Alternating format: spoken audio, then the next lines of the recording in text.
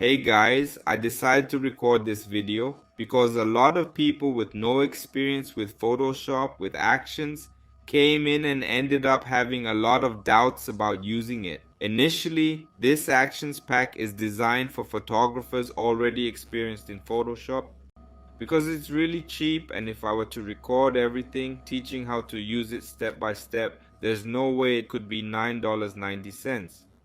But still, I decided to come here and show the use of each of the actions, at least the majority of what we use the most on a daily basis. I'm here with this open image, and the first action, I even made some changes to it here on the panel. It will be added back at Hotmart, so you can download it again and it will already be updated as it is here. So this first part here is geared towards skin treatment. Here we have frequency separation. Frequency separation, I'm really not going to go over that part. I'm not going to because it's more complex and this isn't a course. So I'm not going to go through the frequency separation. I'm going to skip over here to skin smoothing, which is a pretty interesting action. So here we have two options and you're going to hit play. These numbers have to be according to your image, so you're going to have to do tests according to your image. Here, the higher you go in the next step, the more preserved the details will be. Then you can lower or decrease it according to your image. So I'm going to lower it here so we can see how it works in practice.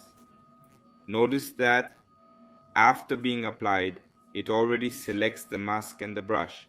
So with the brush, I'm going to go over the skin. And he's going to do a skin treatment there. Isn't that the best there is? Of course not, because you have to do it manually, but it helps a lot in many cases. Sometimes you want to get a quick skin treatment, so that helps a lot. Just look at the before and after here. You see? So it makes a big difference. So here in the skin tab, we have the second option. I'm going to apply the second option as well. The same thing is going to happen. He completed the process, he's here, he applied it, white brush, and I'll go over the skin. See how it's smoothing out? Look at how wonderful this is. This, even though it's a quick treatment, it's better than many skin treatments that I see even experienced photographers doing using advanced techniques and so on. This one turns out to be better than many skin treatments out there. Look how efficient and practical it is. So that's it. Next is removing texture. When you have a piece of equipment with a lot of sharpness and it has a lot of detail, a good technique is to remove a bit of texture. Here he does the same thing. Applied, you can slightly reduce that level of detail. You can always work on the opacity. Every adjustment, every action that you apply, you can reduce the opacity and thus lessen the effect you're applying. Let's go to the next one here. In this case, it applies texture to the skin. Sometimes after you finish the treatment and the skin lacks details, you can return to this command. Same thing, white brush, black mask. Apply the brush and you'll see the adjustment.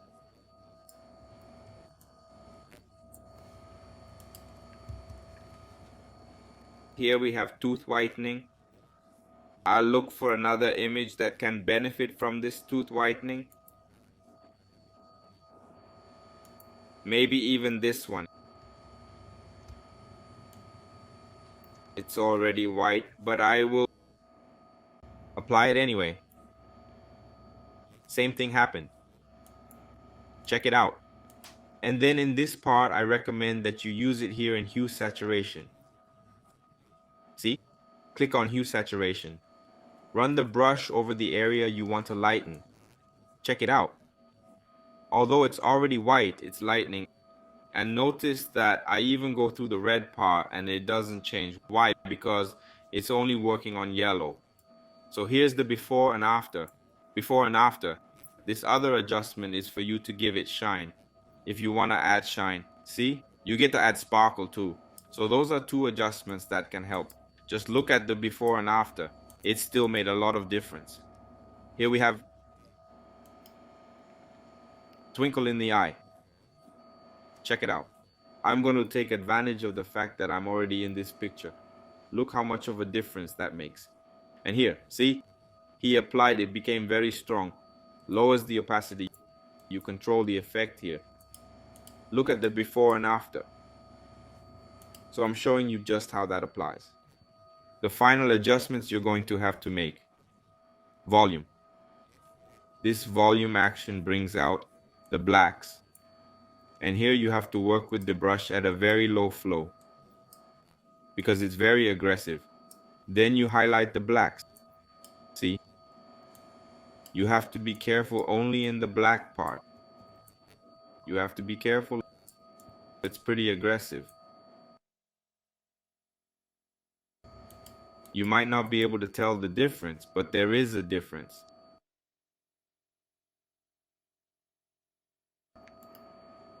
And the whites, you highlight with the white brush. Look here, see? It even works for the eye as well.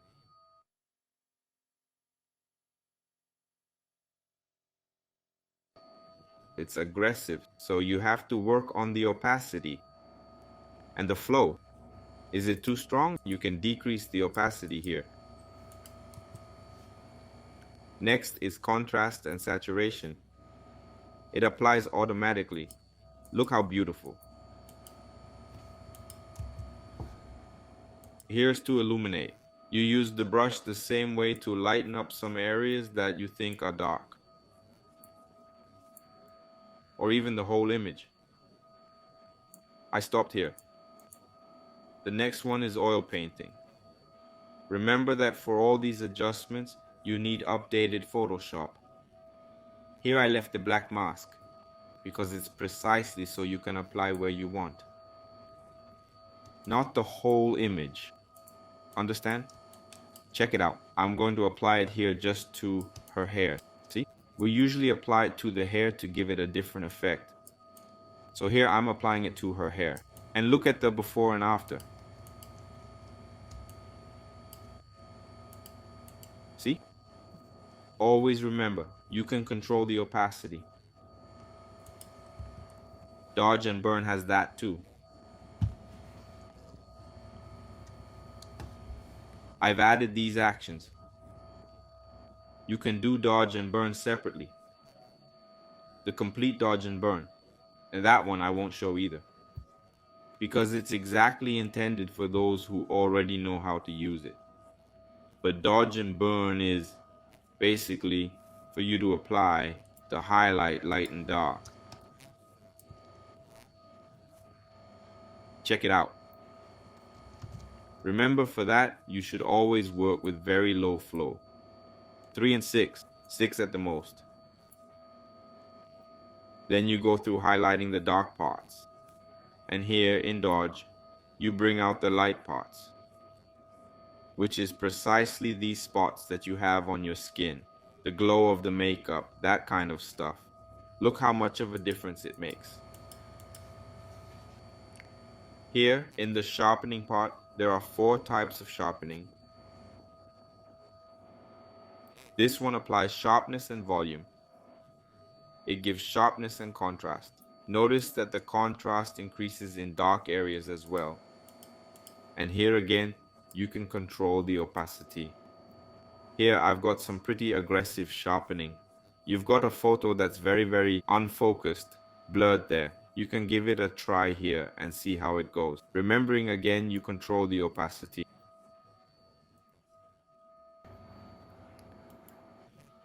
Localized high pass, where you're going to use the brush to apply sharpness only to specific areas, like in the eyes here. It's very important that you apply sharpness to your eyes. In this case, you have to work with a slightly higher flow. Here's the difference before and after. And the full high pass, he applied the full high pass to the image. In the color part for external photos, they are exactly presets for you to use in photos like this. Remember that you need to have Camera Raw installed in your Photoshop to be able to work, because it uses a filter, a preset in Camera Raw. And the interesting thing is that you can open up this filter in Camera Raw and make necessary adjustments. And these adjustments, they're very relative. It's according to each image. If you don't like something, you can modify it until it's to your liking. Remember that each image has its uniqueness. Then you can test each of these for external images. You can even test it on studio shots as well, which might end up working. And here, colors for studio shots, the same thing. You're going to use it in studio shots. It's going to open up also in Camera Raw. It's going to be the same thing. You can open the adjustment in Camera Raw and adjust as your photo requires. Look here, it even worked well on this exterior shot. Then you can do test. This for sure is one of the most interesting parts of this panel. After the skin smoothing action here, I'm sure this one is one of the coolest.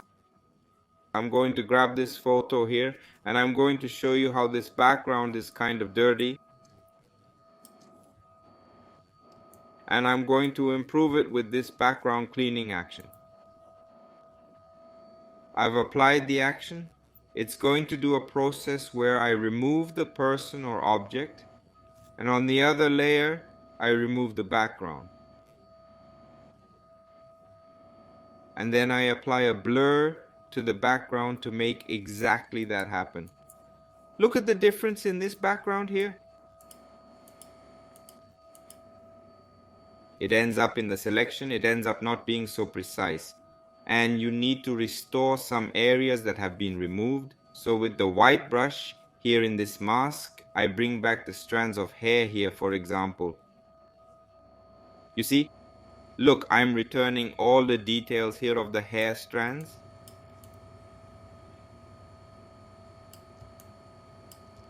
And then you can notice if any other areas have been affected as well. And it's done. Look how much of a difference that makes. Here's a look at the before and after. Before and after. This other layer of noise here is exactly to make it more realistic. Don't leave it so smooth. Do you understand? So basically, the adjustment you're going to need to make is to bring back some areas that have been removed, like usually strands of hair. I'll take advantage of the same image and apply these other actions, which are for applying a backdrop to the background.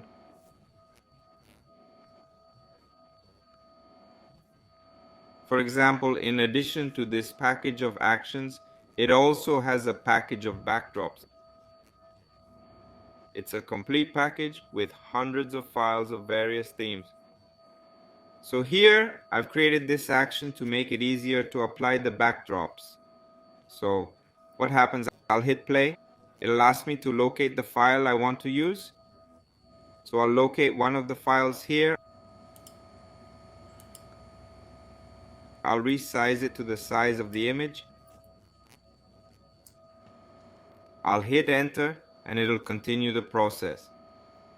Notice that here you have to apply a new background, technique 1, 2, 3, and 4. What does that mean? It means that each of these actions will use a different technique. So you'll see that I've used one here, where I changed the blending mode to soft light. Here I duplicated the image and changed it to lighting. And that combination resulted in this. Look, it's fantastic. With just one click, I was able to get this result. So what you're going to do is test each one of them and see which one looks better. But keep in mind that these actions are intended to advance the application process. It doesn't always work, and the magic that happened in this image may not happen every time. So I recommend that you do the tests and see which option is best for your image. Technique 4, if I'm not mistaken, uses artificial intelligence. You'll need to use Photoshop's intelligence. Why? Because it automatically removes the background. Then you'll need to make adjustments. Look here. See? That's exactly what he did. He removed the background. Removed, applied underneath. And that my layer is underneath. Here the intention of this action is only to advance this process. Just to advance it is not to do the complete process. And now it's a matter of editing technique. What do I recommend doing? Apply a blur to the background layer to remove some detail. I applied a blur here, just a little bit. Why did I say you need the intelligence of Photoshop? Because you need to adjust that part of the hair. So that's really easy with the intelligence of Photoshop today. I'll select an area here. And I'm going to ask Photoshop to generate this area here. I'm just going to type hair and see what it does. It's really easy to do this type of editing nowadays, precisely because of the help of Photoshop's intelligence. So it's really important for you photographers to have Photoshop updated. Look how cool. It creates 3 hairs. Then you can choose which one looks better. And it's done. Another thing you can do is manually recover some areas that have been affected. For example, see? This part here was affected when I made the selection, so I can come back here a bit. And then request Photoshop to refine this area here. And in this final part, it's dedicated to image reduction for social networks. In the past, you needed to size down images to fit Instagram, Facebook, for example. Today, I don't do that anymore, but if you want, you can. So here are some measurements you can downsize. I don't do that anymore because I'm posting with the maximum quality I take from here in Photoshop. I'm posting it and it's turning out really well. So I'm not doing that anymore. But if you want, you can use one of these here. So that's it. I went through most of the actions showing exactly how to use it. I hope you enjoy this material and see you next opportunity.